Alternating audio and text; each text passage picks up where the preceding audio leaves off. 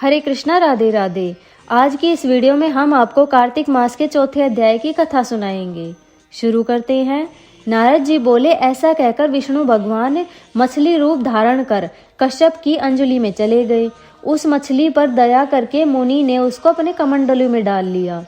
फिर उस मछली ने अपना आकार बढ़ा लिया और वह कमंडल में न समा पाई, तो मुनि ने उसको कमंडल से निकालकर कुएं में डाल दिया।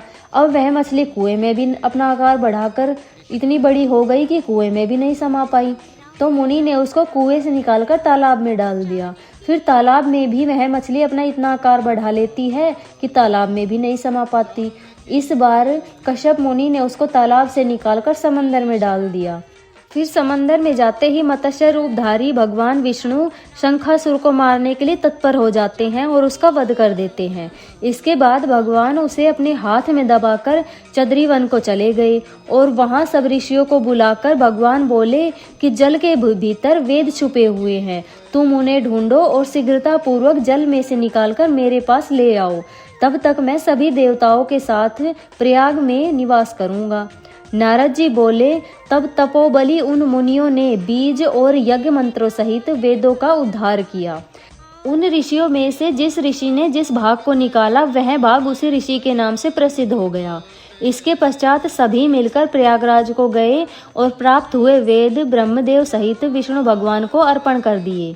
संपूर्ण वेदों को पाकर ब्रह्मा जी ने प्रसन्न हो देवताओं और ऋषियों सहित अश्वमेध यज्ञ किया। यज्ञ के अंत में देवता गंधर्व पृथ्वी पर दंडवत कर प्रार्थना करने लगे। देवता बोले, हे देवादिदेव, हमारी विज्ञप्ति श्रवण करो, यह हमारी प्रसन्नता का स्थान है, इसे तुम वरदान दो।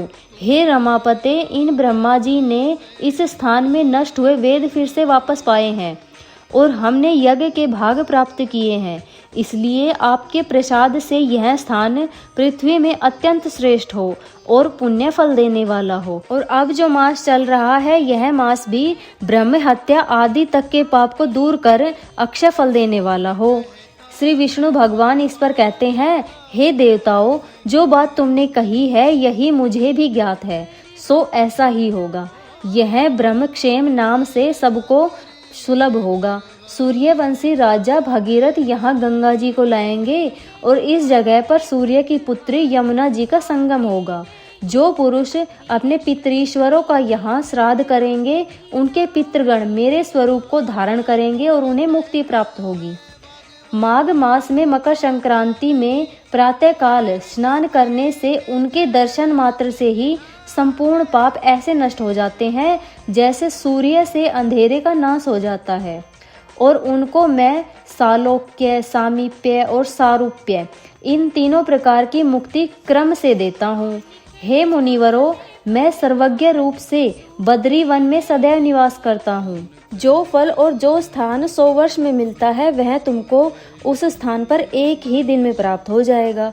उस स्थान के दर्शन करने वाले मनुष्य जीवन मृत्यु से मुक्त हो जाते हैं। श्री सूत जी बोले, विष्णु भगवान देवताओं से ऐसा कहकर ब्रह्मदेव सहित वहीं पर अंतर्ध्यान हो गए और इंद्रादिक देवता भी अंशों से यहाँ रहकर अंतर्ध्यान हो गए।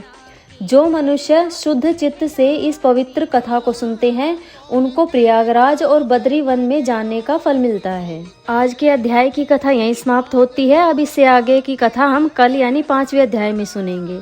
हरे कृष्णा, राधे राधे।